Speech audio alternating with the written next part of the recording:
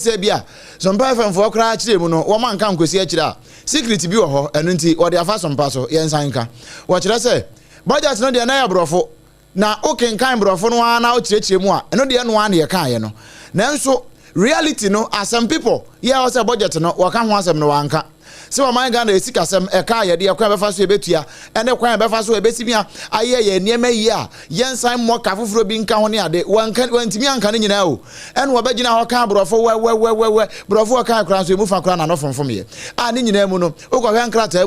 I feel near our king can and then the one crater, I'm the Mamma Soldier for no. Any empo, as you yanka sanka sample, one more website, near almost I'm published it to one. She said, I come here and say, a crazy, and in Sunan. But the BH and the agent will be one can be. Now, era edu, a church and say much as on Pacas. This budget has a lot of promises. I was expecting a budget that will stimulate growth whilst watching our debt sustainability. That was what I was looking at. But judging from what has gone on over this year, I do not see the growth. I just see promises. I just see promises which may not even materialize. For instance, when you look at the sports budget, you see that the Ministry of Sports has been allocated an amount of 600 million, which is more than what they allocated this year. But quite interestingly, this year, the government had proposed in the 2025 budget to rehabilitate 4 stadia. That's the Baba Yara Sports Stadium, the Accra Sports Stadium, the Abu Sports Stadium, and the Sipon Sports Stadium. So he went to a Sipon. What did he do? He went empty-handed. Over a chroma, so Jenny, Michael, Kwesi, Edu, Nene, and Yeti. Waso gusu a wotie wo regional yekase e wa SOMPA 106.5 FM ebusia yetra ensamono eso na titire ni edema MPP amanyoko e wo asante emantamu ora entry Bernard Boesiakon dodo na bro ne mra na chema wuntumi ne nsensem a ewo mo e wo Accra High Court no na no wanom esanso ekotena eso a November 27th no na wanom ekoye na lawyer fo a wanom etwitwaje no ne lawyer pani ononyamfo Andy apia kubi kwame eka ne din ho wo kire mu se ekamia yese document bi a efa ni case ne ho aya ne client no chema wuntumi ni case ho pa eno no efa ta no numri forest ya wa mu kire mu se wo bowura mu ya wo tutu mu front and back di mu nyina wie ye e ma akwaye ne mu ye ho ya wo ja hokọ ye no sa document no wa mu kire mu se asade empanimfo mpese wo anum ebeyi apie na enumu na opani ene ensamtrofo di nkomo a lawyer Andy apia kubi chire mu se wanom so ebe file motion nyankopon ya adomu a eda juada na wo bisa court se wo mu pesa sa document no wo mu release na wanom hwe adekwade apotia etuam.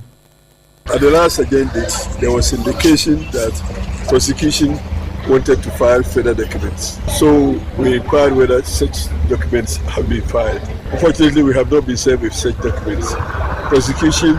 indicated that it does not intend to file any further documents, and therefore they were ready for case management. It is also our expectation that they will have filed some documents that we will rely on, which documents have not been filed, but which we believe such documents are within the possession of the prosecution. So we pray the court that we will come in with a motion praying the court for an order directed at the prosecution to serve us the documents that we need.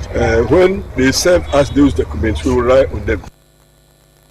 Chino and a lawyer Andy appear could be say quarter no aquasitana no one sansu to shen. Nyakupon ayaduma bronya bosom no metre December 8. Entin one besha sa one motion ya one person one file no one ebe file no swatch mu say. When they are not able to serve us those documents, there will be a presumption of the non-existence of those documents, and therefore nobody can quote or rely on such documents. So we have been given up to Monday to file our motion, and the return date for the motion is the 8th of December. We'll come and move the motion for the orders of the court directed at prosecution. And when we are so served, then we will include same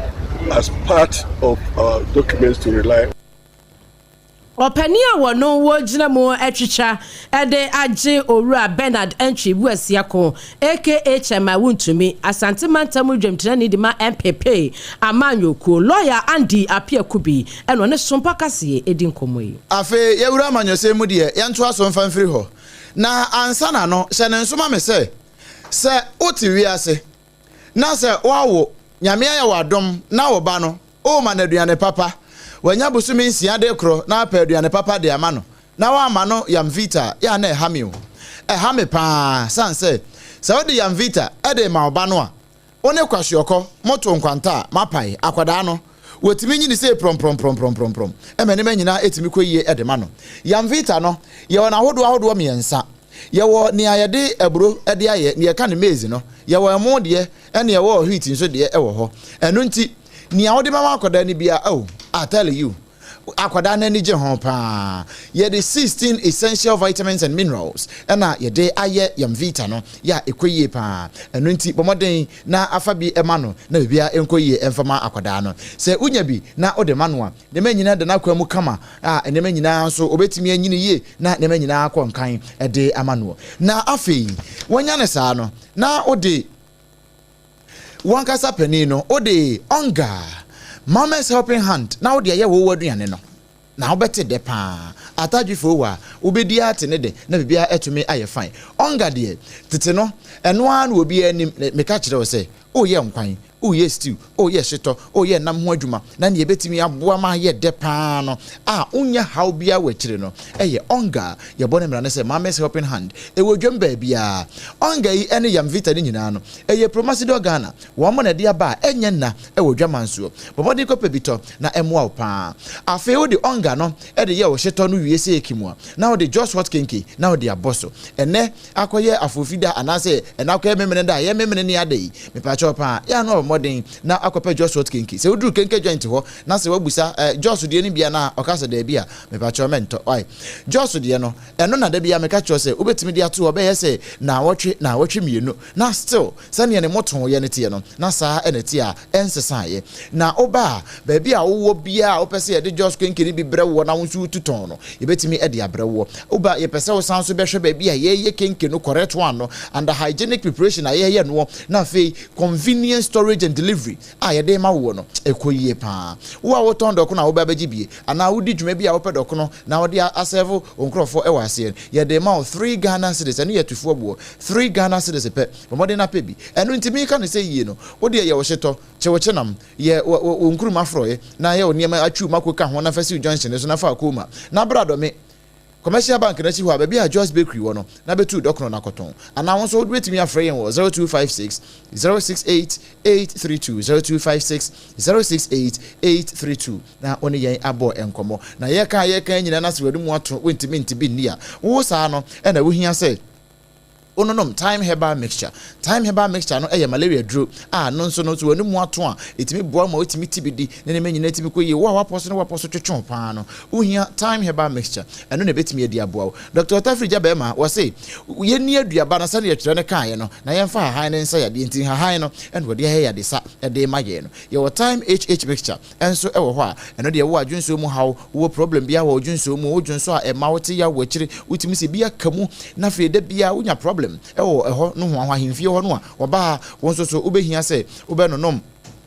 time HH mixture and the capsules no na bibia etumi akoyie de amawo time HH mixture and the capsules enya na ewo pharmacy ne herbal shops nyina mo wo pedodo na watu aton 0244 417 669 0244 417 669 na one empani abo enkomo afi ye toa ensem no eso Penny Bakwa, your friend said Ibrahim Ejeyi ono na oye former assistant secretary office of the former president Michele Mampeni da na adodankwa Ekufuado na kachi eho ena no wo no oye assistant secretary na wono ena eka se wo kire se ena no ada wono wo hwa no mte se kane ebuakwa South Mrashe bedwani ya your friend said Samuel Atachia lawyer wono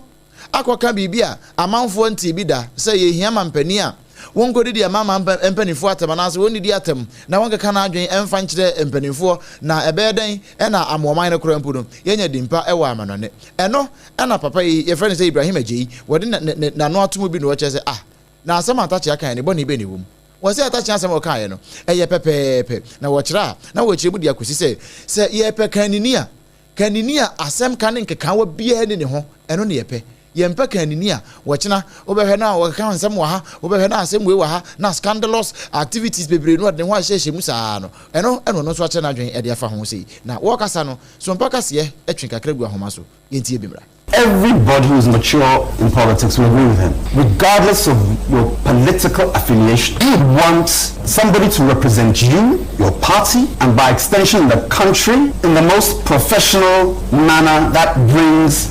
apart from having all the capabilities to help shape the country, partner with the country and have a vision that can actually build people's prosperity individually, socially, and collectively as a nation. That person should exhibit every single thing that you want in a leader. And the last thing anybody wants is somebody who come and embarrass not only your party but your nation. In terms of all the utterances that have gone on, because there's a lot of barbs going on between ourselves, and it's normal, it's politics. We Ibrahim Ejay, one of your former assistant secretary at the Kane office of the president, Michelle Penny, Dada, Nana Danko Kufuado Nakachi, one ena yetini. Ya can say a year can you know, now make come for Eddie Amao say, also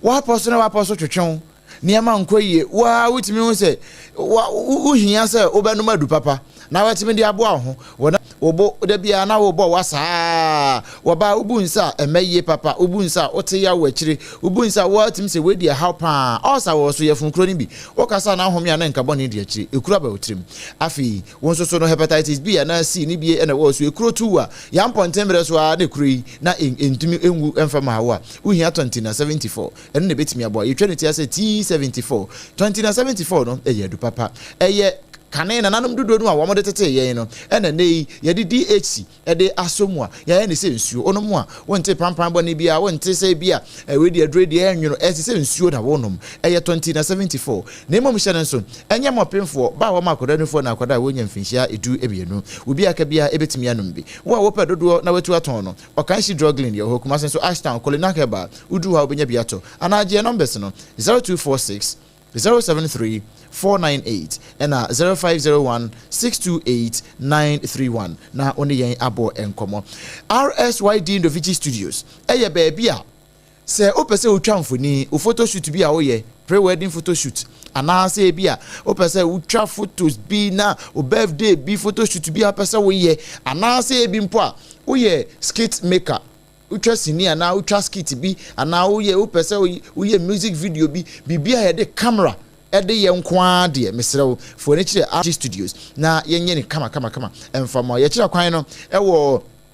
Malama Base First Kokroko Street hoso a na ibutu obetimi age numbers na wafre yen 0274 715 778 and answer 0303 974 822 RSYD Indovigi Studios eni yemo nkomo na yemo pa sompa chede no yegusu kaiwo acherechewo se nyame ya adom na se kakraba wonsem na onsoso omwa ama nipa a wo monso ni bie wo monya bia eno na nhira wo mu baabro kra se omamu wo nhira edesen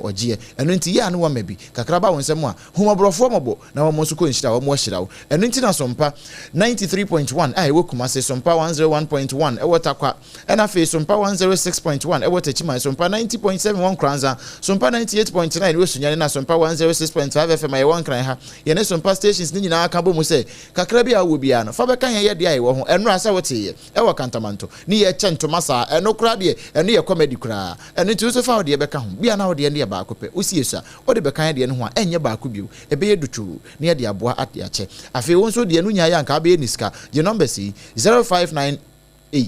559 802 0598 559 802 na oni yen akasa anase wa de afaso edin abeba no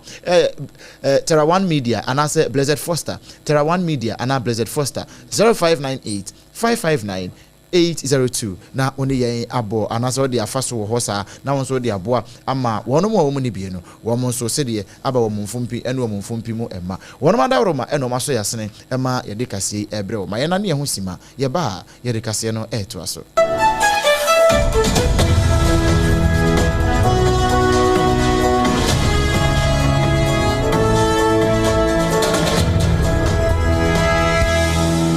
to me chenya oba eni peche mu ana dio bedachi nanso ubitimi aboana manenya pomodin free ne mofrase Yamvita ye de milk papa bi ni nutrivi aye ye nkwada ediane a eye de na ahodi a ewo mu no bo mofra pomodin anyo impeni for swini chopa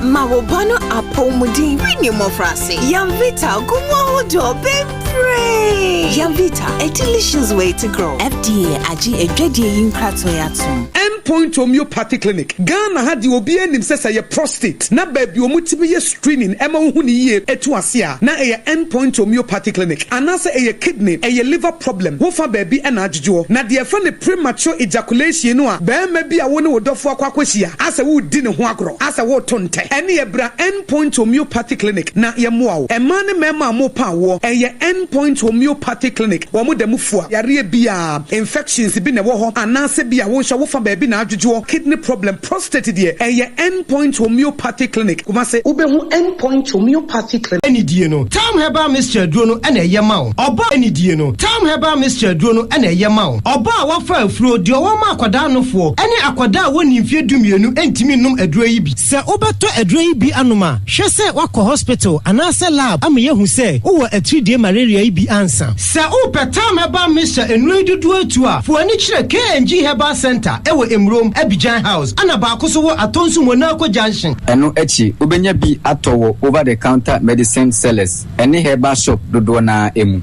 Fre 0244 417669. Kayo set time no TIME time herbal mixture afi malaria fever bi adani ziba ewo munu betuako. FDA aji ejodi nkratu yi atum. Tontonte yenum nsane e fadwen. Ne e fadwen mpa. Say na nim se bre bi beba ama tonti na 74 opa ye ne simple T74 abeye aduro. Tonti na 74 ana T74 asa twe ya dwene asina nanom dodo so. Se de na dodo bua ma na nanom enyare basabasa no saa na tonti na 74 ana T74 ebo nipadua no. Ema immune support enti obi onum bie no abre bia ne ho den. Tonti na 74 yi nso ya ye no se nsuo krokro wa kama enti ba bia wonam bia obetimi de wade akọ. Samene wa anka fi na kroi eda no nko na wie ye wa bra mennom T74. Samennom tonti na 74 menya hoɔden mennom ne da bia. T74 yi eye hahama ene ye de aye na DHC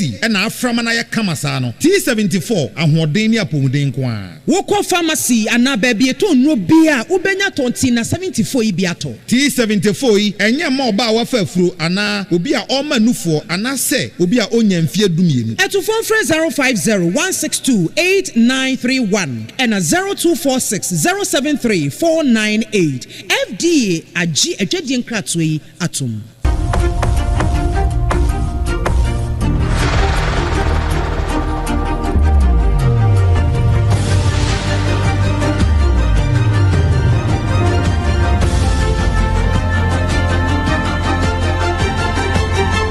SOMPA TV Emma Aketiapa.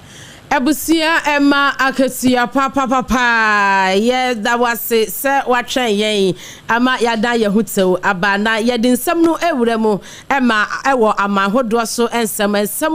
efiti na no dwada no aman hodo so a etwagu ye ewo mayim enkankan ye fidie kase so ye siwso ebio ne ye hyase efri Nigeria maimo na sede Nigeria maimo ye nyina nim se eho huru pa ma abimu ahyase achecheche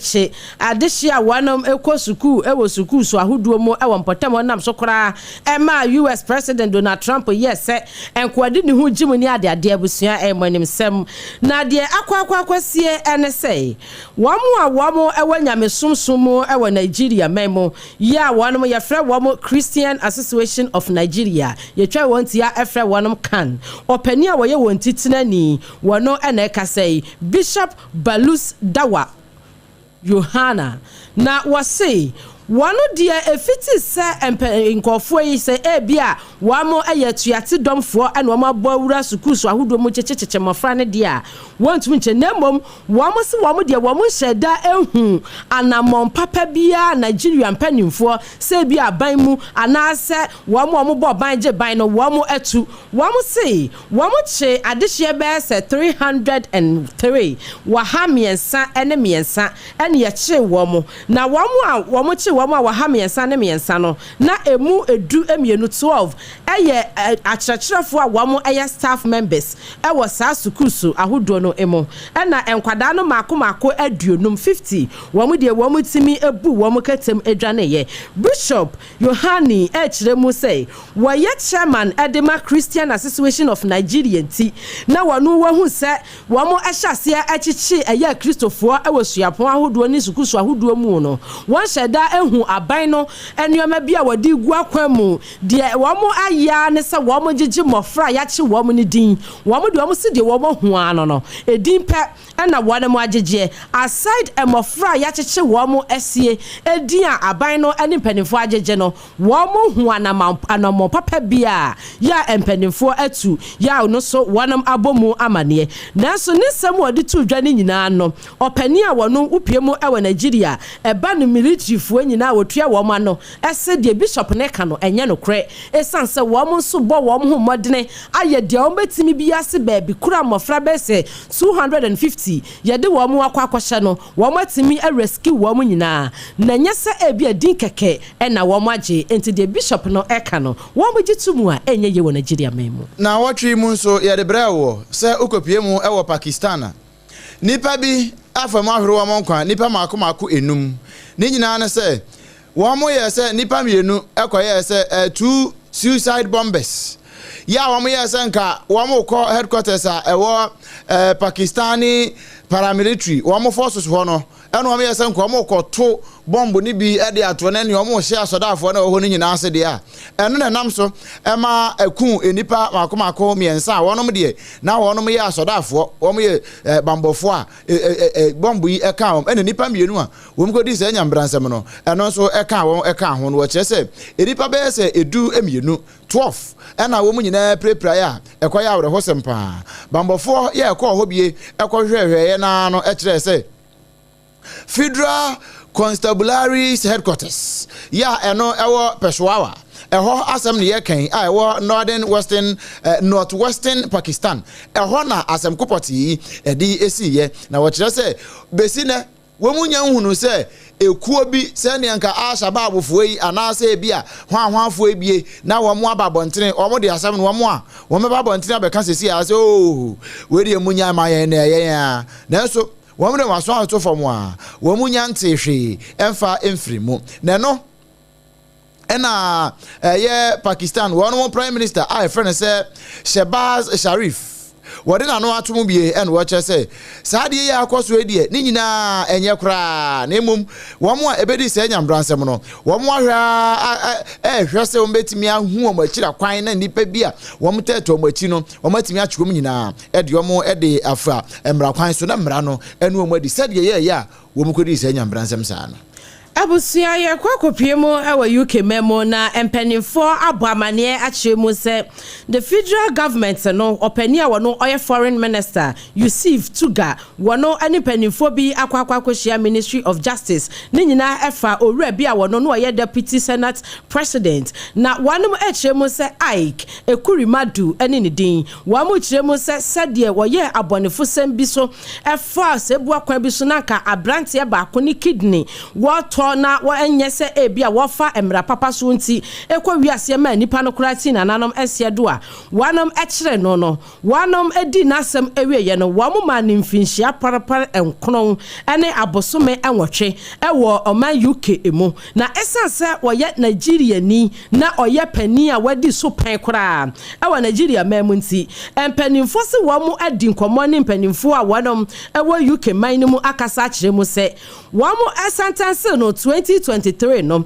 sese ne dia ebraso 1% ko wamo gi wamo de hye no efri UK memo na ko beto ne sentence so e wa Nigeria memo enumu na UK officials so say henene ha wamo mpene e ma ne ma na enumu sem ayedeja ya wamo gusu a wamo twetwe na so ne nyina mu no federal government no wamo so wamo ye dom betimi bia ese owura Ike Ekurimadu no wamo ebetumi ene UK officials no aka ne yie na wamo etumi ama na ba Nigeria memo na wa beto ne sentence no so nsam na watwe epie montene na watwe ya mu ene ye de beto anim se ukopie mu e wa Guinea Bissau Guinea Bissau ho no ya ne general se ukopie mu e wo ho a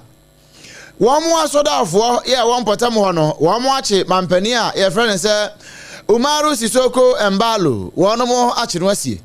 ɛbaayɛ no na ayɛ huhu nanso ukwada no ano saa bere no na wɔn ato abawie a na wɔn hwɛ anim sɛ nka anya bia enkosi ne yawo ada so no ɛde baa de na nka wɔn mo atimi declare na yɛhunu nia wadi nkonim ɛno na nam so ɛma yɛwɔ hɔ a yɛnto anka asoro kora nsoɔyɛ ɛna asɔdafoɔ yɛ wogini bisa wɔn kyerɛ sɛ wɔn mo ɛbɛyɛ press conference ɛna wo hwɛ no wɔ Facebook ne so no ɛyɛ SOMPA 106.5 FM Accra wɔn ba no bɛka kyerɛ sɛ no korɛ wɔn mo ano wɔn akɔkye Umaru Sisoko wɔn mo akɔkye no na mamuo no de wɔn de eja to mo ahye amamuo no wɔn ankasa asɔdafoɔ no ɛfɛ di so ɛno yɛ na awɔtwe mu nia efiri Guinea Bissau ɛbaa ya yɛda ne akyire saa ɛde ma awo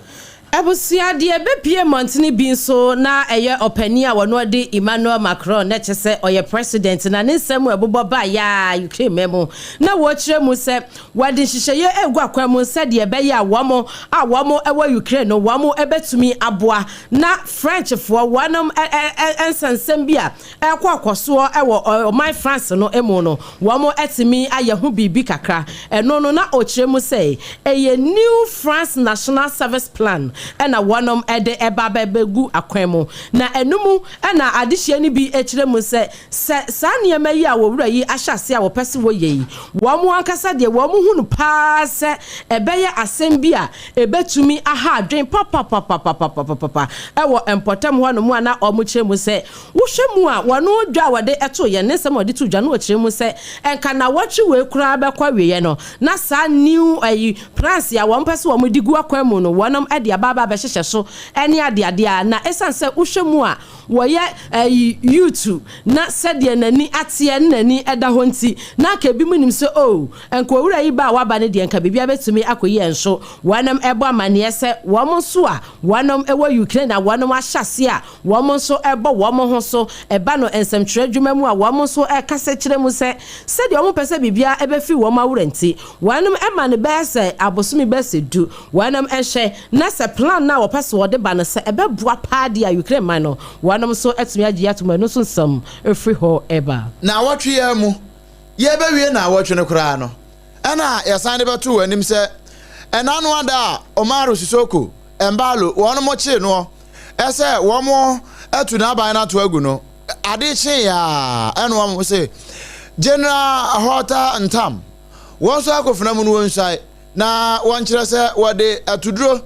ebedware atrabosompo no wasan so kora de ahwira traja srama ede abogini bisa aman ne ho ba na bibia etimi akwankan eno nam so ema General Hota Ntam obomodin aso mu kama ene e ma no se bosome maako edumienu ntam no wonye transitional president emfa ema won na wonye ne obetumi bia emwa ema ne ema nyina nkoboko na saade ye ya hoye nyina no won mo ye no ewo amifo no won mo headquarters e ha no won ye no mu twa ba live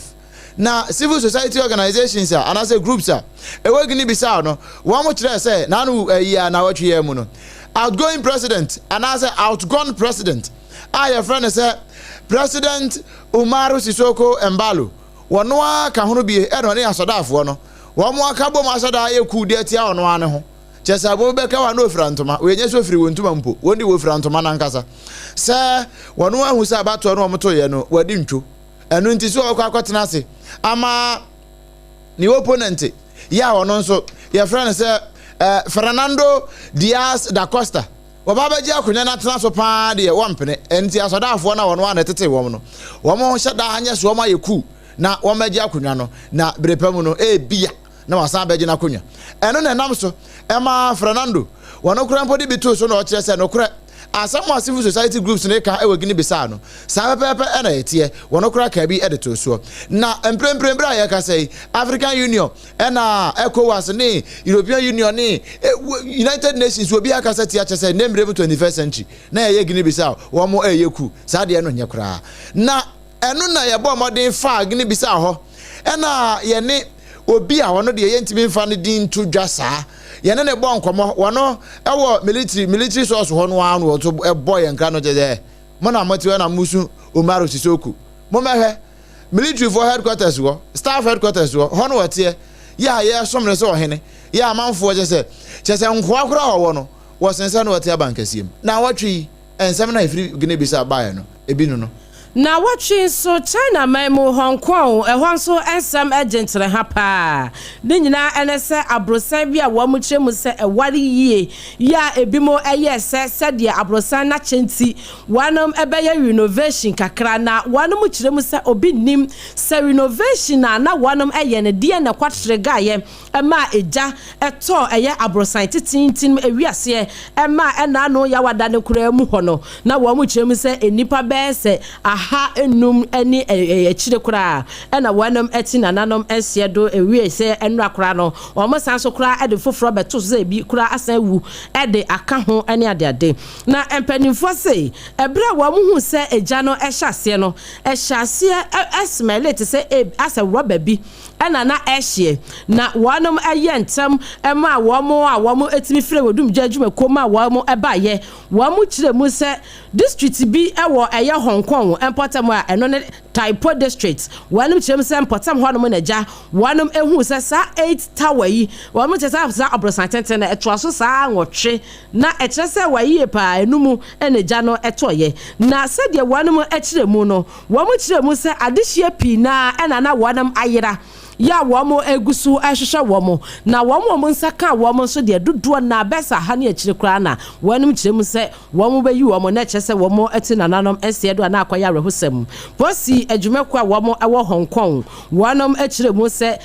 de contractor ya di adwuma ehye wonsa na wankasa watimi apre careless ama eja tobro santenti a entise mu nti contractor no womo ache no ewi ase kura womo achecheche adehie ni bi aka ho ni nyina ne se wo mu ankasa ene pre careless nti ema nipa entise eti nananom se do ebi nso ayera ya ye hwehwe wo mu a ye hu wo mu na wo mu se bra fire service fo ekopie ho no se de wo mu bra ya pa cars be se aduanan ni ekire ena wo mu etimi ede ko ya wo mu kwabo aye edum jane na ekire se wo mu ayade ya mpanifo a wo mu ewo Hong Kong wo mu bossa ensemi mu amane enti no se se de nipa wo mu kyem so wo mu awuo wanam do so ena wo mu so a wo mu ayera ya se de ehye wo mu bayi bi na bi ahye unwi kura wa hye no na ekire se wanam edo so emu sem free China memo Hong Kong ebai 2074 na daroma eno obo ayembo yechidom na promasidofo ede yamvita ene onga enso bo yechidom ma bibia ekoyi no eno achi Joy's Bread and Pastries ede Just Hot Kinky enso beka ye ho kama time herbal mixture and time herbal mixture ne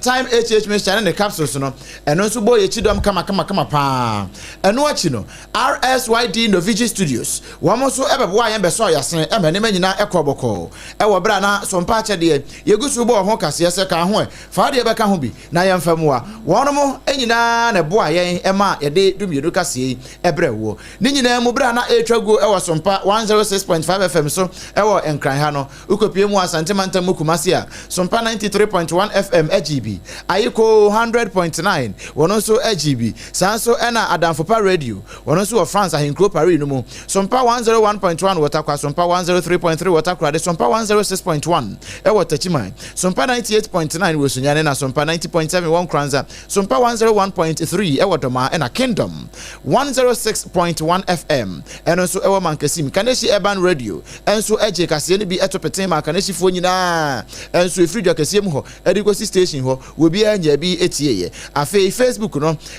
Sompa 106.5 FM Accra decoder na so ya no ahwe Sompa FM yeginam na YouTube ne Sompa FM live nsema ye nyina no okọ www.sompaonline.com ni mobro don chwa no yabo no nyina se bede ede akogu ha betimi akosane mo kama awia yi nsem o de som wo no na possibly ene say if 3 months amo so ani onyanfo ekọ ochirepeni aduamo akasa chire mu se district assembly no one Portam ho no adehye be se wa ha ani aduonum enan ena omo ye adwuma ho enso omo bebu akonta no entali sei sadodo se kura ena ye adwuma ho nti wanum hye no ankeka wo ho nyesa ye beyi bi afrim ye no ena akopie mu obo ase a artisanal small scale miners association e wo obo ase omo so omo ka kire aban Anglo God Ashanti ena afi chief imam say na watwe baako wo monyema won se be ya wo benya concession ayedwuma adan time na shebedwani onanyafo kwadwo edu asare akyeremu se wono se de ne wokas wono amampanini enya adwen se wadi mfinhia no mienu ebeka IGP post mu rampem esiedu COP Tata Christian Yohono ho no enye si ebia wotan wowura no owura ne de na adwuma bobbe ya woni mu de pa adwuma no so wote ase na mom se kina bi obi nsole free immigration obi nsole free army emeka so no so pemfinhia mienu nti ena ne wo kyerɛ ni semusa eno na mranje bedwani ono so gina made share wo oforikro Michael kwasi edu enso kan bi to so kyerɛ sɛ budget ya na anu won bekenkan no de eye bo hye nko a asempapa bi anhye danimo abusia na ensam ne bi eka yenim ho amano ne ensam efiti dwada ekosi fiada ne nyina so yatesem ede asomwo ema won so wate ase na yeko Facebook ne so na yahwe messages kakra aba na yakenkan mo messages no ede aba mo yewi ama mo di birthday ne nyina aba ayebo ni awehye mo happy birthday pa de mu adene ensanse mo na mo ye November 29 fo no na se echina 30 fofo na wamo ebedi wamo de 1st December na ye Monday na chese ye wura bronya nemo na ne yanhwehye adihye happy birthday pa we every eye saxi ewodun kwa no fe o se ono ankasa ne ba pa ne ba wotoso emienu wanya afe akoda yi ne de na to Facebook yi eso yi buampon ejei kwache o ma message se o ma happy birthday wose nyankopon enhira wo o ma wonyini fra domo enkwa domo o ma wonyini emeye Ghana president o ma wonyini emeye Ghana titine nipa na chese nipa kase ewo meyim entini we everyone kasa wo ma me eno papa eno kra wo ma me fe ewo Facebook no so no buampon ejei kwache happy birthday from your mom and your dad almost say omodo do birthday shonku we so every eye shake ya wono so owo etimatim kumase shake ya owo etimatim kumase o say happy birthday enkoma wono akasa ne precious daughter Matilma ona oda Facebook no so no wasi ju 2 and oda Facebook no eso no Matilma o papa shake ya watimatim si enfa fidie kese so ema happy birthday wasi nyankopon hirawo said ye wo ya kwadapa no koso ya kwadapa saa na nyini be ye panimpa dache said ye twere ne kura kan wo se mo man kwada no kwan no mra menchen ne yemu se no soro ahene ye won dia no koso a na ya kwadapa na dache so watumi enyine abaye panimpa shake yo wo etimatim ewehye ba Matilma happy birthday akwada nyankopon hirawo na onyo kese ebusua yenyina Yesu na pram tobrekase a yede so mu free SOMPA 106.5 FM so no yeni affiliate ni nyina no yemu ni komu sei pain enuanom no eyemienu obrempon na kwaku ampoma menimenia ba abena bedu adepa kofi yen ene ebeje bre ebe kenkan kasere nyina de ma obra na safo kantan kanso apegya yen kama e de akoto ntintan fidie ne so ye sore so ama ya akudwumadie ato aso